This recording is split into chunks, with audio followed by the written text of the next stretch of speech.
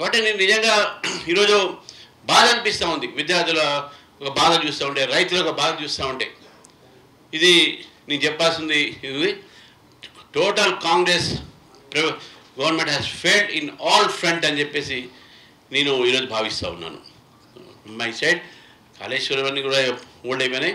కాళేశ్వరంలో కూడా selective investigation, మొత్తం కాళేశ్వరం ప్రాజెక్టు 1,20,000. ఆ కాళేశ్వరం ప్రాజెక్ట్ మొత్తం మొదలుపెట్టేసి ఓన్లీ మేడిగడ్డ బ్యారేజ్, ఇంక 2 బ్యారేజ్లు వచ్చి అది నేషనల్ డ్యామ్ సేఫ్టీ ఏజెన్సీ వాళ్ళు ఇచ్చినటువంటి ఒక యాంగిల్లోనే ఈరోజు ఘోష్ కమిషన్ కానీ వీళ్ళ సిబిఐ ఇన్వెస్టిగేషన్ పెట్టారు. కానీ ఎంటైర్ కాళేశ్వరం ప్రాజెక్టులో జరిగినటువంటి ఒక ఏవైతే ఉన్నాయో దాన్ని కూడా ఇన్వెస్టిగేషన్లో పార్ట్ చేయాలి అని బీజేపీ డిమాండ్ చేస్తూ ఉంది. ఇది ఓన్లీ మేజర్ పార్ట్, అంటే 10,000 కోట్ల కన్నా ఎక్కువ ఉండదు వరకు. కాబట్టి మీద కూడా ఏముండాలి, స్కోప్ ఆఫ్ ది ఇన్వెస్టిగేషన్ ఏదైతే దాని ఒక దాని పరిధి ఏది ఉందో ఆ పరిధి పెంచాలి. మేడిగట్ట వరకు, ఇంకో డ్యామ్ బ్యారేజెస్ వరకు 3 ఉన్నాయి. ఒకటి క్వాలిటీ ఆఫ్ కన్స్ట్రక్షన్స్, ఒకటి రెండోది దాంట్లో ఎన్వైరన్మెంట్ కరప్షన్, మూడోది మెయింటెనెన్స్. ఈ మూడిట్లో కూడా వాళ్ళు ఇన్వెస్టిగేట్ చేయాలి, ఎంటైర్ ప్రాజెక్ట్ని చేయాలి. ఒక బ్యారేజ్ను ఇంకో బ్యారేజ్ చేయడం కాదు. నేషనల్ డ్యామ్ సేఫ్టీ వాళ్ళు ఒక బ్యారేజ్ విషయంలో మాట్లాడారు. ఎంటైర్ ప్రాజెక్ట్ కూడా ఉంది కదా దాంట్లో. How much it is given, ఎంత తెలంగాణ హెల్ప్ అయింది ఇన్ని కోట్లు పెట్టిన తర్వాత కూడా, ఎన్ని ఎకరాలకు సాగు వచ్చింది, ఇవన్నీ ప్రాజెక్ట్స్ ఇవన్నీ ఎంతవరకు యూస్ఫుల్ అయ్యాయి, యూటిలిటీ ఏముంది, ఇవన్నీ కూడా బయట చెప్పాలని చెప్పేసి కూడా బయట పెట్టాలి. దీని మీద మాట్లాడుతూ మరి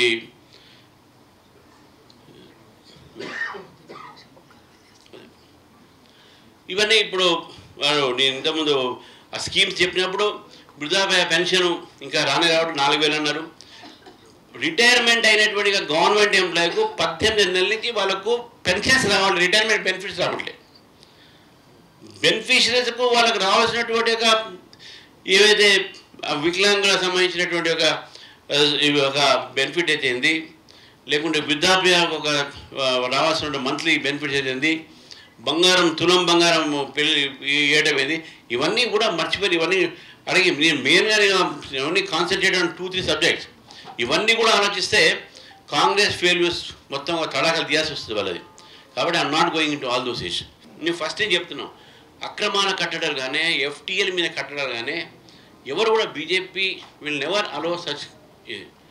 కానీ నేను హైడ్రాని అడుగుతా ఉన్నాను, మీరు ఇన్ని కూలగొట్టారు కదా, దాని స్టాటిస్టిక్స్ తీయండి. మీరు ఎవరి ఇల్లు కూలగొట్టారు, మీరు ఎంతమంది సంపన్న ఇల్లు కూలగొట్టారు, ఎంతమంది బీదవాళ్ళ ఇల్లు కూలగొట్టారు, ఎంతమంది హిందూస్ ఇల్లు కూలగొట్టారు, ఎంతమంది ముస్లిమ్స్ కూలగొట్టారు, ఎంతమంది ఆక్యుపైడ్ చేసినటువంటి ఎడ్యుకేషన్ ఇన్స్టిట్యూషన్స్ చూశారు మీరు దాని మీద ఎంత ఇవ్వండి, వైట్ పేపర్ ఇవ్వండి.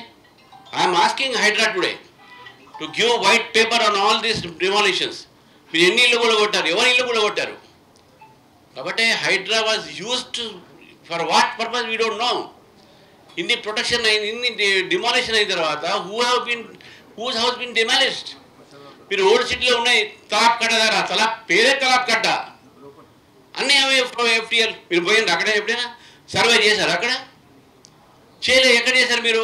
ఎక్కడెక్కడైతే న్యూ సెటిల్మెంట్స్ ఉన్నాయో మిడిల్ క్లాస్ ఫ్యామిలీస్ లోన్ తీసుకొని ఇచ్చిన పర్మిషన్ నువ్వే, లోన్ ఇప్పించింది నువ్వే, ఎలక్ట్రిసిటీ కనెక్షన్ ఇచ్చింది నువ్వే, రేషన్ కార్డు ఇచ్చింది నువ్వే, నువ్వే వచ్చి కూలగొడతావు. కాబట్టి హైడ్రా విషయంలో definitely there has to be serious study. We want all the statistics from the Hydraa that what have they have done so far and what they intend to do in future. Sir, పార్టీలో చేరికలకు సంబంధించి ఇతర party నాయకులు పదే టచ్లో ఉన్నారని చెప్తున్నారు. ముఖ్యంగా ఏ పార్టీకి సంబంధించిన వాళ్ళు ఉన్నారు? చేరికల పైన ఎట్లా ఉంది సార్ రాష్ట్ర బీజేపీ స్టాండ్? నేను చెప్తే వాళ్ళ పోయి కలుస్తారు, ఎందుకు చెప్పాలి ఇప్పుడు అవి. ఇప్పుడే నేను వస్తుంటే మన లోక్సత్తా వాళ్ళందరూ జాయిన్ అయ్యారు పార్టీ, మా పార్టీలో ఉన్న కొద్దిగా ఉంటే వచ్చాను. That's a different thing. చాలామంది ఉన్నారు, మీరు చూస్తుండండి. నేను ఏమంటూ సినిమా చూస్తుంటే సస్పెన్స్ ముందే చెప్తే సినిమా చూడలేము మనం. ఇక నాకు 3 ఏళ్ళు ఉంది సినిమా, 3 గంటల సినిమా, నాకు 3 సస్పెన్స్ లాస్ట్ దాకా చూడండి సార్, మనం తొందరగా పడకండి. అయితే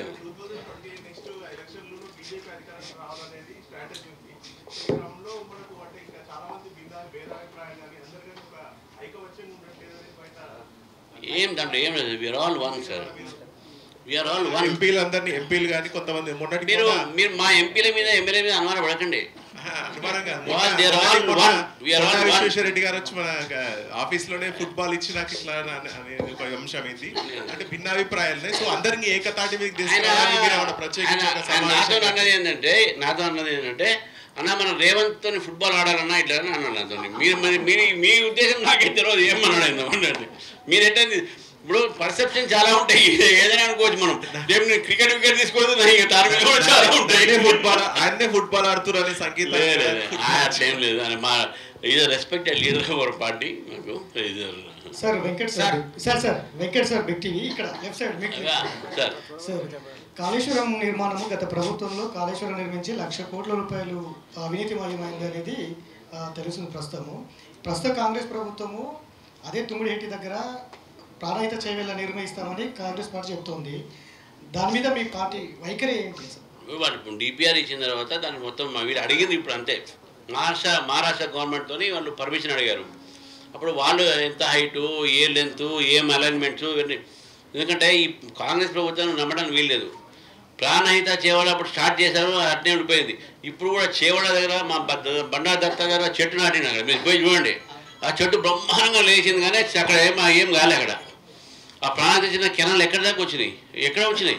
సో కాబట్టి ఇప్పుడు నేను దాని మీద మాట్లాడినా అనుకోండి, అదేదో గవర్నమెంట్ ఏదో మంచి చేస్తుంది అనుకుంటారు. అరే ముందు డిపిఆర్ ఏమంటే దాంతో ఏం ప్రాఫిట్స్ వస్తాయి చెప్పమని చెప్పి, ఏం లాభాలు వస్తున్నాయి, ఎంతమంది రైతులకు లాభాలు వస్తాయి, అవన్నీ ముందు డీటెయిల్ ఇస్తే దాని మీద మా ఒపీనియన్ చెప్తాం. సార్ హలో, ఈ డ్రగ్ కల్చర్ ఒకటి, డ్రగ్ కల్చర్ తెలంగాణ చాలా ఇదైపోయింది. ఇండస్ట్రీస్ పెట్టే స్థాయికి ఇక్కడ తెలంగాణలో డ్రగ్ కల్చర్ విపరీతంగా పెరిగిపోతుంది. ఈవెన్ ఇండస్ట్రీస్ పెట్టే పరిస్థితి, డ్రగ్కి సంబంధించిన ఇండస్ట్రీస్ ఇక్కడ స్థాపించడం జరుగుతున్నది. అదే రకంగా తీవ్రవాద మూలాలు ఎక్కడున్నా తెలుగు రాష్ట్రాల్లో, హైదరాబాద్ అనుకోండి, పక్క రాష్ట్రం ఏపీలో అనుకోండి, ఈ రకంగా తీవ్రవాద మూలాలు, తర్వాత డ్రగ్ కల్చర్ ఏదైనా భారతదేశంలో ఎక్కడ ఇదైనా పోలీస్ వ్యవస్థ అక్కడి నుంచి వచ్చి ఇక్కడ పట్టుకోవడం జరుగుతుంది. దీనిపైన మీ ఇప్పుడు ఒకటండి, డ్రగ్ ఎక్కడన్నా పట్టుకుంటే మనం దాన్ని వెల్కమ్ చేయాలి. బాంబేలో ఎవరో ఫాతిమా అనే బంగ్లాదేశ్ లేడీకు వాళ్ళు ఆమె కన్ఫెషన్ మీద ఇక్కడ తీసుకొచ్చారు. మ్యానుఫ్యాక్చరింగ్ అవుతుంది. సరే మ్యానుఫ్యాక్చరింగ్ ఏది అది విషయం కాదు, కానీ హైదరాబాద్లో తెలంగాణలో ముఖ్యమంత్రి గారు ఆ రోజు ముఖ్యమంత్రిగా అయిన తర్వాత వారు ఫస్ట్ మాట నాకు కూడా నచ్చింది, అందరికీ కూడా నచ్చింది, కానీ దాని మీద యాక్షన్ ఏముంది. నేను తెలంగాణలో డ్రగ్స్ ఉంది, నేను డ్రగ్స్ ఎప్పుడు కూడా నేను అలౌ చేయని చెప్పాడు.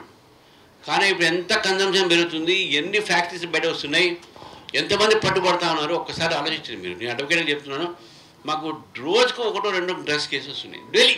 మా అబ్బాయి బెయిల్ చేస్తాం, ఎన్డీపీఎస్ యాక్ట్లో బెయిల్ వేస్తూ ఉన్నాడు. దాని మీద ఎన్ని పెరుగుతూ ఉన్నాయి. అది మనం అందుకే రేపు 21st నాడు నషాముక్త భారత్ అంటే యాంటీ డ్రగ్స్ డే కింద యువమోర్చా వాళ్ళు నెక్లెస్ రోడ్ మీద పెద్ద ర్యాలీ తీస్తున్నారు.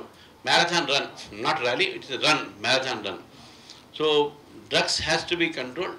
అది అందరి బాధ్యత. That can't be politicise. మనం రిపోర్టర్స్, పొలిటీషియన్స్ అందరూ కూడా, సోషల్ రిఫార్మర్స్ అందరూ కూడా ఆ డ్రగ్ కల్చర్ ఎట్లా ఎండ్ చేయాలని ఆలోచించాలి.